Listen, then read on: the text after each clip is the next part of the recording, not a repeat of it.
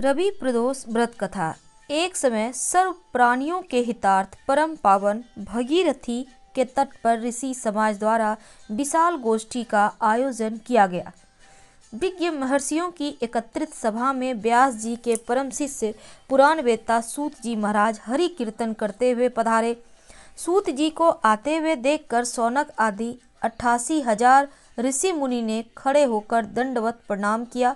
महाज्ञानी सूत जी ने भक्ति भाव से ऋषियों को हृदय से लगाया और आशीर्वाद दिया। विद्वान ऋषिगण और सब शिष्य आसनों पर विराजमान हो गए। मुनिगण विनीत भाव से पूछने लगे, हे परम दयालु, आदि काल में शंकर की भक्ति किस आराधना द्वारा प्राप्त होगी? हम लोगों को बताने का कृपा कीजिए, क्योंकि कलयुग के सर्व प्राणी पाप कर्म में रत रहकर वेद शास्त्रों से विमुख रहेंगे। दीन जन अनेकों संकटों से ग्रस्त रहेंगे।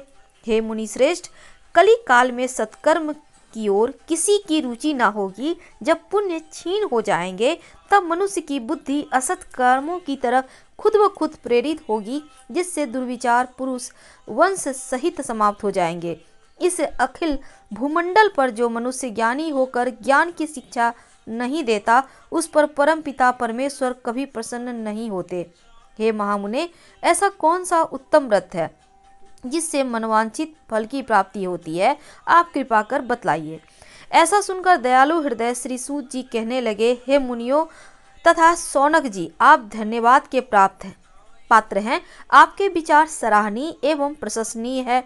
आप वैष्णव अग्रगण्य हैं, क्योंकि आपके हृदय में सदा परहित की भावना रहती है। इसीलिए हे शौनकादि ऋषियों, सुनो, मैं उस व्रत को तुमसे कहता हूँ जिसके करने से सब पाप नष्ट हो जाते हैं। धन वृद्धि कारक, दुख विनाशक, सुख प्राप्त करने वाला, संतान देने वाला, मनोवांछित फल प्राप्ति करवाने वाला यह व्रत तुमको सुनाता हूँ, जो किसी समय भगवान शंकर ने माता सती को सुनाया था। और उनसे प्राप्त यह परम श्रेष्ठ उपदेश मेरे परम पूज्य गुरु वेद व्यास जी ने मुझे सुनाया था, जिसे आपको समय पाकर शुभ बेला में मैं सुनाता हूँ। बोलो उमापति शंकर भगवान की जय। सूत जी कहने लगे कि आयु वृद्धि स्वास्थ्य लाभ हेतु त्रयोदशी का व्रत करें। इसकी विधि इस प्रकार है। प्रातः स्नान करके निराहार रहकर शिव जी का ध्यान करें। शिव मंदिर में जाकर शिव जी की पूजा करें। पूजा के पश्चात अर्ध पुंड त्रिकुंड का तिलक करें। बेलपत्र चढ़ाएं, धूप दीप अक्षत से पूजा करें, ऋतु फल चढ़ाएं, ओम नमः शिवाय का खूब जप करें और भोजन ब्राह्मणों को भोजन कराकर सामर्थ्य के अनुसार दक्षिणा दें।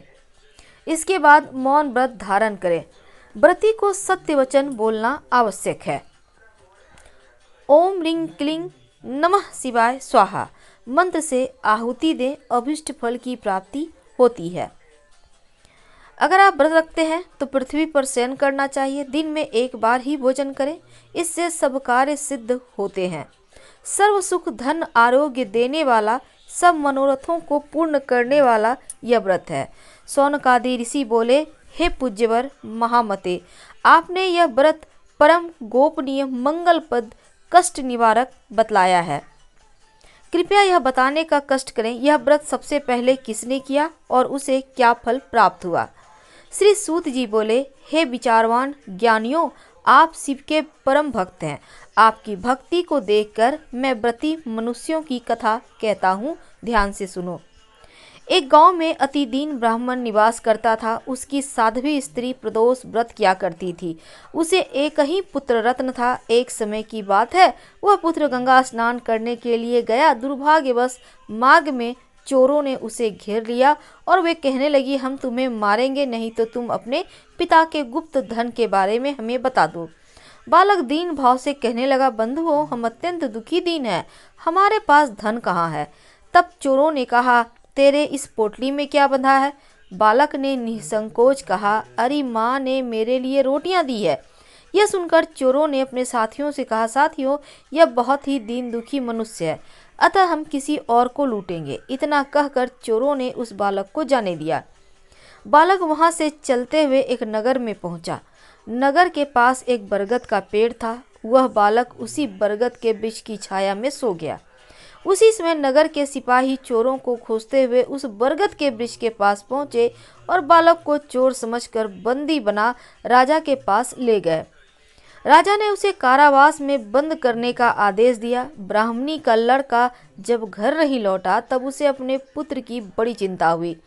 अगले दिन प्रदोष था। ब्राह्मणी ने प्रदोष व्रत किया और भगवान शंकर से मन ही मन अपने पुत्र के कुशलता की प्रार्थना करने लगी।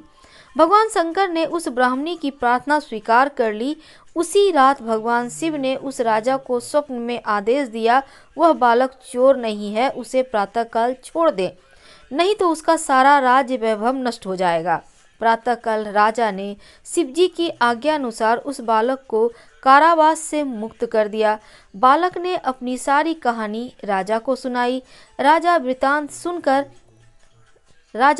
सारा वृतांत सुन लेते हैं, तब अपने सिपाहियों को उस बालक के घर भिजवा देते हैं। उसके माता पिता को राज दरबार में बुलाया और उसके माता पिता बहुत ही भयभीत थे। राजा ने उन्हें भयभीत देखकर कहा, आप भयभीत मत होइए, आपका बालक निर्दोष है। राजा ने ब्राह्मण को 5 गांव दान में दिए, जिससे वे सुखपूर्वक अपना जीवन व्यतीत कर सकें। भगवान शिव की कृपा से ब्राह्मण परिवार आनंद से रहने लगे। जो भी इस प्रदोष व्रत को करता है वह सुखपूर्वक अपना जीवन व्यतीत करता है। बोलो उमापति श्री शंकर भगवान की जय। हर हर महादेव।